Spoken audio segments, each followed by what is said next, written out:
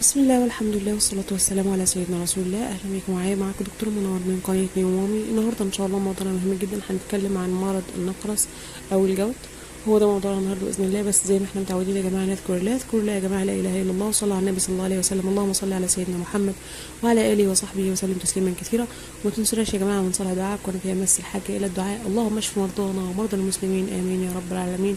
اللهم اشفنا واشف مرضانا ومرضى المسلمين، وفرج كربنا وكربكم، وارزقنا وإياكم الخير كله، وإنه ولي ذلك والقدر عليه. نبدأ بسم الله الرحمن الرحيم. بنتكلم النهاردة عن مرض النقرس أو الجلد. هو طبعا أحد أنواع التهابات المفاصل اللي بتحدث نتيجة زيادة حمض اليوريك أو اليوريك أسيد في الدم وتراكمه في السائل المفصلي. طبعا احنا عارفين إن المفاصل بيكون فيها سائل، لما بيتراكم فيها اليوريك أسيد هو ده مرض الجلد أو ده مرض النقرس. طبعا ده بيأثر في سلاسة حركة المفصل، وبيبقى فيه ألم عند تحريك المفاصل، وبيصيب غالبا إصبع القدم الكبير. وبيتميز النقرس بحدوث نوبات ألم حادة ومفاجئة في المفاصل. زي ما قلنا ان النقرس بيعمل نوبات ألم حادة ومفاجئة في المفاصل. وحذر الباحثين مرضى النقرس من تناول بعض الأطعمة، وذلك طبعا لارتفاع نسبة الأملاح فيها، واللي بتؤدي لارتفاع مستويات حمض اليوريك في الدم.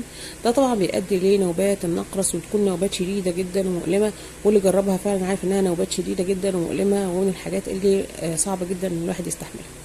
اللهم اشف مرضانا ومرضى المسلمين، امين يا رب العالمين. طيب ايه المفروض اللي احنا نعمله؟ المفروض نتجنب تناول الاملاح بقدر الامكان، ونستبدلها بالليمون في الاطعمه، طبعا لان فيتامين سي الموجود في الليمون طبعا ده يعني من الحاجات اللي بتعالج النقرس بشكل كبير. كمان المفروض نقلل من تناول اللحوم الحمراء والبقوليات زي الفول والعدس، اي حاجه طبعا فيها محتوى عالي من البروتين ممكن تاثر بالسلب على موضوع النقرس او الجلد. كمان المفروض نشرب كميات كبيرة من المية المفلترة أو المعلبة المعدنية، طبعا كل واحد حسب مقدرته. ونتجنب شرب مية تحلية مية البحر، أو مية الآبار المالحة، أو مية العيون، لأن طبعا بتحتوي على نسبة عالية جدا من الأملاح، فطبعا بتأثر بالسلب أكتر على مرضى النقرس ومرضى الجوت، وكمان على مرضى الأملاح واللي عندهم التهابات في الكلى.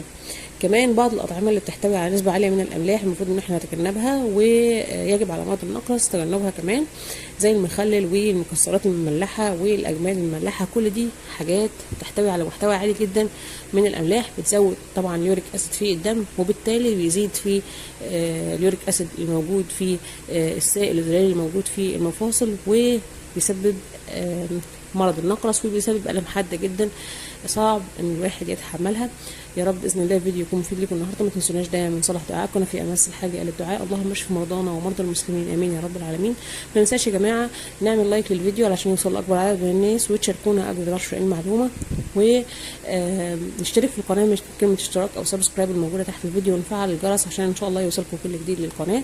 يا رب باذن الله الفيديو يكون عجبكم. اي حد عايز اي حاجه بيسيبها لي في الكومنتات، وانا ان شاء الله برد عليها بنفسي. استودعكم الله، والسلام عليكم ورحمه الله وبركاته.